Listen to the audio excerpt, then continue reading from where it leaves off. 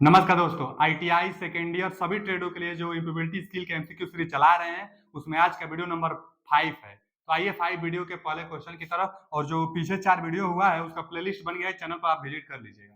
क्या है पहला क्वेश्चन कि वेणु ने अपने ईमेल में एक अस्पष्ट विषय शामिल किया है, वह महत्वपूर्ण क्यों है? कभी भी आप ईमेल लिखते हैं अथवा एप्लीकेशन लिखते हैं तो एक विषय हेडिंग लिखकर और उसमें लिख दिया जाता है, उसका इतना महत्वपूर्ण क्यों होता है? तो इसलिए वह महत्वपूर्ण होता है क्योंकि किस चीज के बारे में आप एप्लीकेशन लिखना चाहते हैं, बिना एप्लीकेशन को पढ़े जानकारी मिल जाती है, तो यह जरूरी भी होता है। तो विषय सब्जेक्ट मेल में चाहे एप्लीकेशन में जो सब्जेक्ट विषय लिखी जाती है, इसलिए कि किस बारे में आप लिखना चाहते हैं जानकारी चल जाती है। तो विषय पंक्ति के बिना ईमेल नहीं भेजा जा सकता। तो क्या महत्वपूर्ण है? तो ये तो गलती हो गया।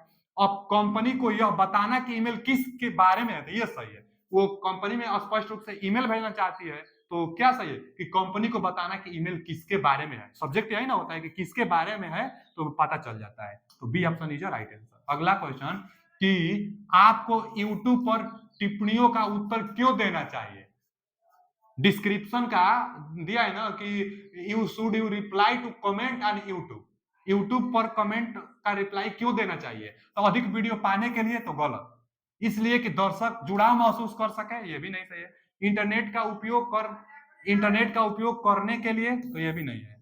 अधिक मित्र पाने के लिए, तो ये भी नहीं है। देखिए, तो इसके अनुसार तो बी अब हम लोग सही मानेंगे। जो विकल्प दिया है उसके अनुसार तो बी लगा देंगे।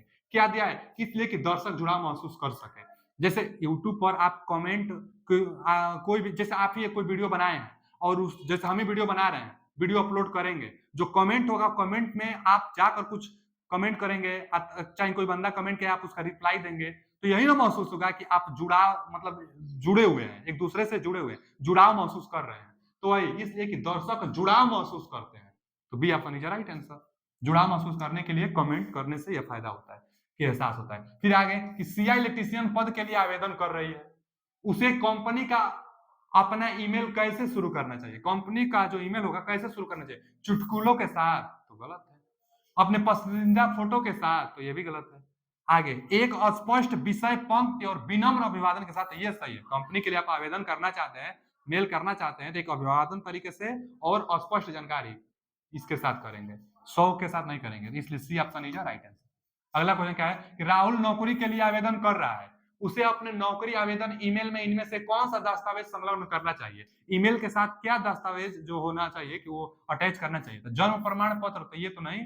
हाँ, बायोडाटा, पाठ्यक्रम और प्रशिक्षण प्रमाण पत्र, ये लगाया जाता है कि आपका बायोडाटा क्या है और प्रमाण पत्र जो भी शिक्षण का होगा, इसको लगा देंगे तो नौकरी के लिए शायद उनको पता चल जाएगा आपको जज करने में। इसलिए B option is right answer. निवास और बचपन की तस्वीर, ये सब नहीं लगाई जाती, तो बी ऑप्शन राइट आंसर। आगे जॉब पोर्टल पर अपनी प्रोफाइल बनाते समय आपको हमेशा क्या याद रखना चाहिए? जैसे नौकरी.com है, इस तरह बहुत सारी जॉब पोर्टल, लिंक्डइन है, तो जितना है सब जॉब पोर्टल, उस पर आपको प्रोफाइल बनाने समय क्या ध्यान देना चाहिए? पूछा है कि नौकरी के लिए आवश्यक कौशलों को शामिल करना, भले ही वे आपके पास न हो, तो ये तो गलत है। जो कौशल जो स्किल आपके पास न हो उसके लिए आवेदन करेंगे, तो ये गलत है। आगे नौकरी नाम का उपयोग करना, मतलब नकली नाम का उपयोग करना, तो ये भी गलत है। फेक नाम तो आप यूज करेंगे नहीं। आगे हमेशा सच्चा रहना, तो ये सही है। हमेशा सच्चा रहना मतलब कि ट्रूथफुल रहना। जैसे क्या होगा ना कि सही सही अपना डाटा उस पर प्रोफाइल पर आप डाले रहेंगे, तो इसलिए जो भी सिलेक्शन होगी तो उसमें आपको कोई हानि चाहे कोई दिक्कत नहीं होगी। तो हमेशा सच्चा रहना, हमेशा ट्रूथफुल रहना, तो C option is right answer. आगे कि अर्जुन नौकरी.com पर नौकरी के लिए आवेदन कर रहा है, मुझे से क्या करना चाहिए? मुझे क्या करना चाहिए? नौकरी.com पर आवेदन कर रहा है तो क्या करना चाहिए? उन सभी शहरों का चयन करें जहां नौकरी उपलब्ध है। तो सभी शहरों का चयन थोड़े कर देंगे, पता नहीं वहां के लिए आप चयन मतलब इलिजिबल भी हैं कि अभी नहीं है, तो सभी शहरों का चयन नहीं कर देंगे। आगे नौकरी विवरण के साथ अपने कौशल का मिलान करें, ये सही है। जो नौकरी विवरण है, जो डिस्क्रिप्शन है नौकरी के लिए, मिलान करिए कि आप उसके लिए एलिजिबल हैं कि नहीं, तो ये सही है। सूचीबद्ध नौकरी के आवेदन कर दें, माने जितना नौकरी है सबको आवेदन कर दें, नौकरी विवरण पर ध्यान ही न दें, ये सब गलत है ना। B option is right answer. अगला क्वेश्चन क्या है कि सुनीता ने इंटरनेट से कुछ जानकारी इकट्ठा कर उसे छाटा है और उसके लिए उसे अपनी टीम के साथ साझा करना है, तो सबसे अच्छा तरीका क्या है कि उसने जो कुछ भी पढ़ा है सब विस्तार से बताए, तो ये तो गलत है।